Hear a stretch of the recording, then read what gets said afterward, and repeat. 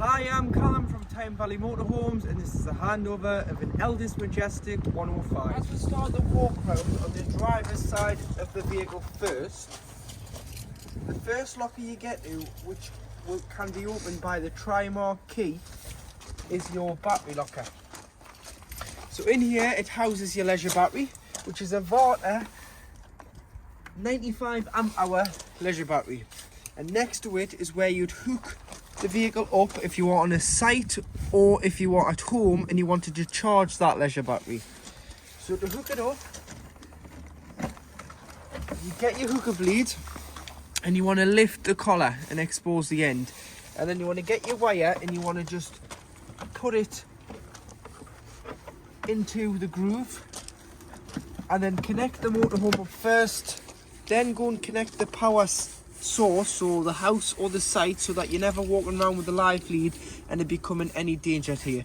And in the winter, make sure that you charge your batteries once every so often and keep a good eye on them so that they don't go flat, because if they do go flat, sometimes you can't then recharge them back up and you have to replenish the battery. So that's your leisure battery. This is your freshwater intake point, so this opens with the little smallest key. And you'd go and get yourself a hose pipe with some hose pipe connections and pop your hose into the groove here and fill it until it either overflows or until you're happy you've got enough water on board. So normally on the way into your site there's a motorhome service bay. You can connect up, if you're not on a super site that is, and fill the vehicle with water. If you're on a super site, the water point is normally at the back of your site. And then to drain that said water off is here. So if you've taken on contaminated water, you're simply not using it for a couple of weeks, or you've parked it up for the winter, especially in the winter, you want to make sure that the water is drained off so that no water freezes in the colder temperatures and causes any damage to your van. So you just open the tap there and allow that water out. Here you've got your external shower, so it's a cold water shower feed. And in the van, there's a hose, so one end's like the hose pipe end like this, the other end has a trigger going on, and as long as your pump's on, you'll be able to hose your bikes, your boots, your dogs off, but it is just cold water, so not so much in the winter. Coming further back, you've got your fridge vents here, and your microwave towel there to allow the fumes out behind the back of the microwave. Here you do have your cassette locker, which again opens with the tri-mark key, and if you push both catches in, you'll be able to lower the door, and then when the cassette indicates it's full, which it will on the toilet, which I'll show you when we're inside the motorhome, but when you get outside, all you need to do is lift the handle, slide the cassette out. You can either carry it or you can drag it to the waste disposal point, which is normally beside your toilet block. And then to empty the cassette, remove this cap here, press the orange button at the back, which allows the gases out and allows it to give it a consistent flow by allowing air in when tipping the contents of the cassette out. Pour the content out. Once you have done, there's normally a tap there, so you put a bit of water in, put the cap back on, give it a shake, tip out again before going in with the cap full of the chemical. Whether it's green, blue, you just pop it in there and it's good to go. At the back of the vehicle, you've got your high level brake light, your reversing camera,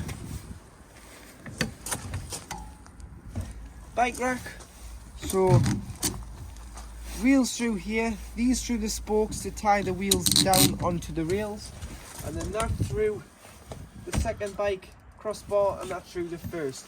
Then what we would advise is you put some sort of bike lock around the frame of the bikes, just to stop the bikes from being stolen when left unattended.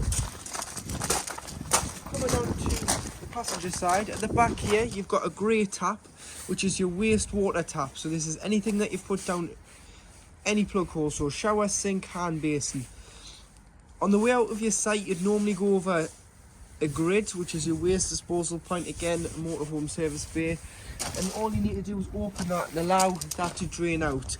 You don't need to drive around with dirty water because it's going to add weight to the vehicle, which is then going to use more fuel, and you're going to lower your payload of the motorhome. And make sure in the winter that this is fully drained off so no water freezes and causes any damage to your tanks underneath the van. Domestic awning, which we can show you on connection. You've got your awning light. And then in this locker, you've got your LPG locker. So this is your liquid petroleum gas. So this is where your bottles live. So we've got our test bottle on here at the moment to show you your gas appliances working. So to get your bottle on, what you do is you put your bottle into the grooves. You've got a strap, so you'd strap the centre of the bottle in. Just like this. So strap it in. And then to get this pipe on, which is known as the pigtail, it's right to loosen and left to tighten. Opposites with gas, so not right to tighten, left to loosen. The other way with gas. Hand tighten this on the bottle, then go and get yourself an adjustable spanner or a gas spanner and just nip that up before turning the cylinder on at the top of the bottle. And then always make sure that your cylinder's turned off before you leave your site so you're safe for yourselves to travel and other road users. You can carry a spare bottle because you can't get 2 6s in there, and once one bottle does become empty, disconnect your pigtail and connect it to your reserve bottle.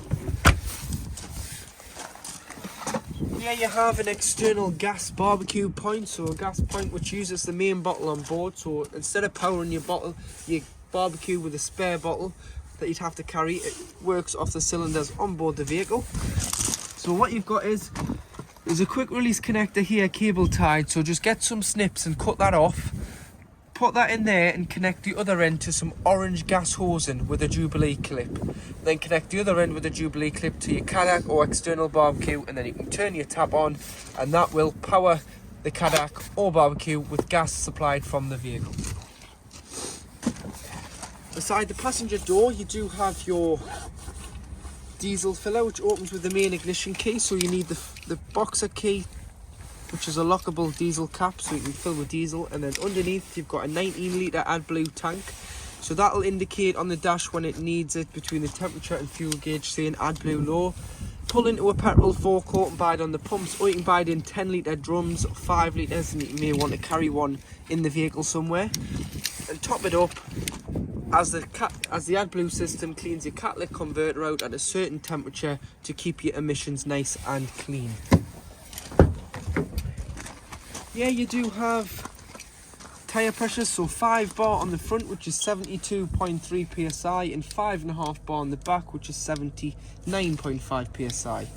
Your seats are heated, so on both passenger and driver seats you can push this button in and that turns your heated seat off. Pushing the button out turns it off. Toolkits underneath the seat here, so you've got a jack and a brace and a tonai. Underneath this compartment here is where your engine battery lives, so it's not underneath the bonnet, it's in the cab floor, and your bonnet release is on the side of the dashboard.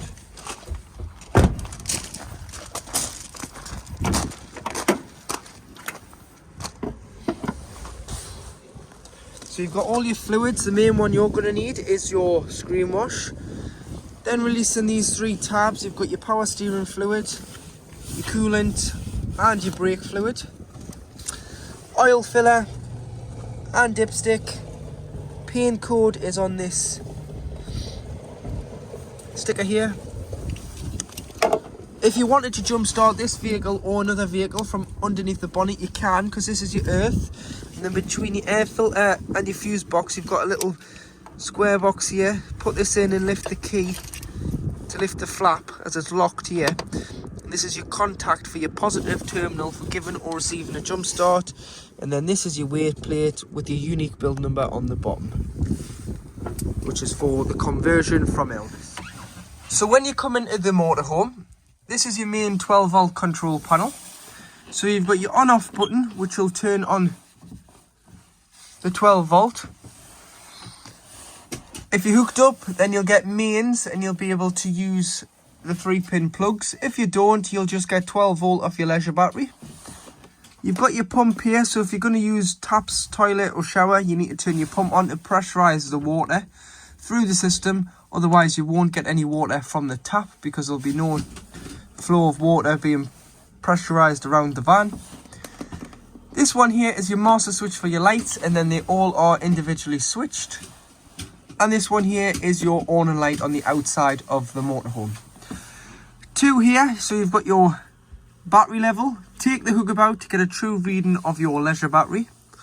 And this one is your freshwater reading level, so you can view how much fresh water you've got on board at any one time. So to work your wheel control panel, which is your hot water at the top, your heating at the bottom, and then your plus and your minus just adjusts your room temperature that you want in the van.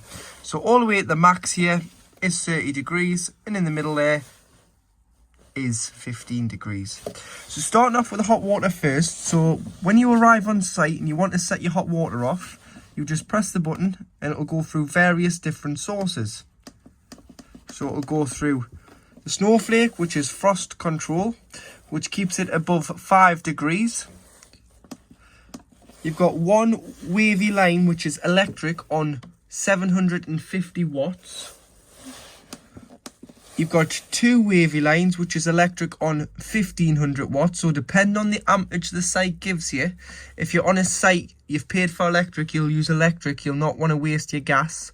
So on a 16 amp site, you can use 2 wiggly lines, and on anything less, you may have to use 1. Otherwise, you could trip the site or the vehicle because you're not getting enough electric. Then you've got gas on its own, which is the gas flame. This, you would use this if you're wild camping and you had no other source to heat the water than gas. You've got gas plus 1 wiggly line, which is gas plus 750 watts. And you've got gas plus 1500 watts. So you'd use this more in the winter when it's really cold to either heat the van or to heat the water in this instinct. And then make sure that you turn it off like so and giving it 5 minutes before you knock the main panel off on both or start the engine, so that the system can shut itself down properly. Underneath you've got the heating. So you've got 750 watts, 1 wiggly line of electric, 1500 watts, 2 wiggly lines, 3 kilowatts of mains electric, gas on its own, and then gas and 2 kilowatts, so gas plus 1500 watts of electric, which will reduce the time it takes to either heat the water or heat the vehicle, and it'll get the vehicle from cold to room temperature in around 5 to 10 minutes, and then you just knock the gas off and take it back to 2 kilowatts of electric to continue to heat the motorhome. Should you get a red exclamation mark down the side here, all you've got to do is press whatever's failed. So saying it was the heating where you got the red exclamation mark, the heating and the plus button together, press and hold for around 30 seconds to eliminate that, and then you should be able to choose the source that you're wanting as this restarts the control panel. So now in the kitchen area, so on the hob you've got 3 gas burners. So using the ignition on the front of the cooker, you can light all 3 gas.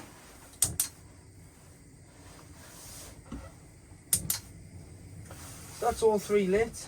Make sure they're all cool before you put the glass lid down. Or if you are hooked up, you can use the electric hot plate, which is the front one here, which is the front dial, and it turns on the red light. So do make sure that everything's cool enough and everything's turned off before you put the glass lid down, otherwise you can shatter the glass with it being quite hot. Next to it we've got your hot water system, so as long as the pump's on, which it is, and you've had your hot water system on, the hot water will start to come through there, and that is getting up the temperature there.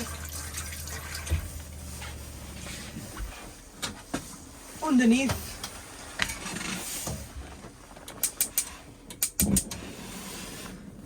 you've got your grill, and then underneath your grill you've got your oven.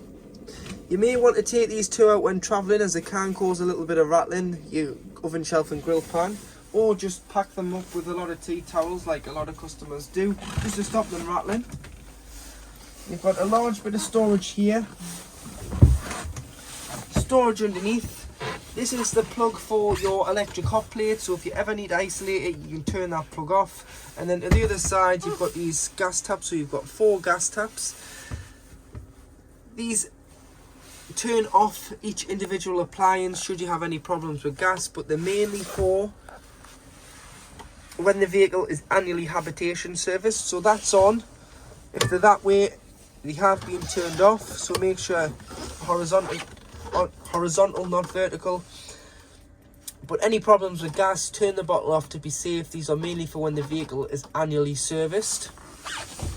And make sure all your catches are pressed in as they are your travel catches, and keep the cupboard doors closed. Mains, microwaves, you've got to be hooked up to power for this to work, and this is an 800 watt. Plate rack, cup rack, and the plug for your microwave. And then you do have your cutlery drawer. So to operate your Majestic fridge, which is 3-way, and this is your 3-way source selector. So at the top there, that is the fridge off. So you'd have the fridge off if you weren't using the van. Should it be parked up at the house or in storage, you'd have the fridge off. Then you can turn it down to mains, and when the vehicle is hooked up, it'll act as a household fridge. So whether you're pre-chilling it at home before your trip, and a few days before you hook the van up to charge the leisure battery, you turn your fridge on, you allow that to get the temperature, and the night before you fill it with your shopping and allow that to chill. Or if you're on a site, you'd have it on electric. Then when you travel from home to the site and you've had it pre-chilled and you've got your shopping in and it's all down to temperature, you can put on the battery setting. And this is not your leisure battery. This is a feed from your engine alternator, which means the fridge will act like a giant cool box until you arrive back on your site and you turn it back to electric, or you turn it down to gas. You've got to have it pre-chilled beforehand. It's no good putting it onto the battery and thinking why the battery won't chill the fridge, because it won't, because you've got to either have it on gas or electric to chill it first. Or if you're moving from site to site, you can use this. Then you can go all the way down to gas if you're wild camping, and then to light it on gas, you need to push your temperature dial in. So this is where you would adjust your temperature. Push that in with your spark ignition, and you want that orange band there to go into the green like it is there, and then you would let go, and then that is lit on gas. So you'd use that if you're wild camping and you had no other source available other than gas. Press the catch at the top and open the fridge. And what you want to do when not using it, when you've turned it off, give it a clean out. And then you don't want to shut the door because it forms an airtight seal with the rubber. Traps the air in, and then that air is going to then smell and make the van stink. So what you want to do is, on the side of the courtesy light, push the button in and pull. These pins will pull out. And when you rest the door upon it, the door is loose and you can get your fingers down the side, which means air can circulate in and out of the fridge without causing any smells, any bacteria and any mould in your fridge. And you do have your freezer box at the top as well. In the wardrobe area, you've got your solar panel regulator, which just does its own thing, and that is charging your leisure battery, but it is only as good as the round thing in the sky. So in the summer, you'll get a good charge in your leisure battery from it sitting. In the winter, on the sunnier days, yes, but on the darker days, no. You should just keep an eye on your leisure battery, like I've said, so that it doesn't go completely flat. And hookup will take priority over the solar panel, so hookup gives the bigger voltage to the battery, so the solar panel goes to sleep when you are hooked up. Here you have your telly booster, so you can boost and weaken the signal of the TV booster. Should it be too strong or too weak, you can just adjust that dial there to amplify the signal. And then if you are still struggling for a TV signal, what you can do is you can adjust the TV aerial as it's telescopic by loosening the nut, pushing it up, and then using the toggle to direct the aerial on the roof. But look where your other caravans and motorhomes are pointing on your site. Point yours in a similar direction and you should get a good enough TV signal. And remember to retune your telly every time you move site, as they pick up different wave bands for the signal. So to use your toilet, ensuring that the pump's on first to get your pressurised flow of water to your cistern, what you need to do is press the blue button here, and you need to just put a small amount of water in the toilet first. This lubricates the seal between the bottom of the toilet and the top of the cassette, And then before you use it, you want to open the blade, which is this handle here, this grey lever. So slide it to your right. Use the toilet. Once you've used the toilet, you give it a good flush. That means everything goes into the cassette. If you have bought the blue chemical with the pink in the twin pack, you can't use the pink on the motorhome because it comes from the freshwater tank. There's no header tank where you mix it like on a caravan. But what you can do is you can put it in an empty spray bottle, dilute it with some water, and then before you flush, you can spray the bowl, give it a good flush. It'll clean the bowl, it'll give it a fragrant smell, and then once you've finished, just bring this blade back towards the closed position to the left. And when you get a few lights underneath the diagram of the cassette, it'll indicate that it's full. And doing it that way means when you walk outside the van, you can pull the cassette straight out and take it to be emptied. Otherwise, if you did leave the blade open, the cassette physically won't come out because the mechanism is engaged, which means it's still got a hold of the cassette. Toiletry cabinet above the toilet and 2 hanging rails for towels or coats. Toilet roll holder. Your hot water there is warm, and you just push the plug in on the sink. You've got some more toiletry space underneath the vanity unit, and then you do have your shower. So making sure when you winterize it that what you do is you would unscrew the shower head from the hose and leave this hose lying in the shower tray, because any water could sit in this pipe if you're storing it over the winter when you're not using it. Leaving the mixer tap open, so this mixer tap, the sink mixing tap, and the kitchen mixer tap. It'll just stop any water that's sitting in any pipelines from sitting, and it'll allow it to drain out because your fresh and your waste would be open from outside anyway. Remember to tie your shower screen back with the turnbuckle before you travel. It'll just stop them clattering about and keep them nice and safe. And then when you use it, you just turn this and you'll be able to shut your shower doors. And then you do have your light switch, which is just here. So in the lounge, to make the double bed, all you need to do is lift it up and slide it out on both sides so that they meet in the middle. And then what you do is you'd use your backrests to fill this space. Push your base cushion back, put your backrests in. It's a tight squeeze, but they go. Or if you want, you can either use it like this, or you can turn them upside down so you get the flatter surface to sleep on the backs of the cushion, so you don't get any bull nose from the bumps of the base cushion and backrests. So what I would do is turn them upside down, put a fitted sheet on, and then you can get a flatter surface to sleep on, which will be far comfier than sleeping on all the bumps of the cushion. But that's the gist of how the bed would go together. And then this is just showing your rear view camera working, so it works going in any forward gear as well as in reverse to help you maneuver the vehicle. But this is your rear view / reversing camera on the monitor of the cab.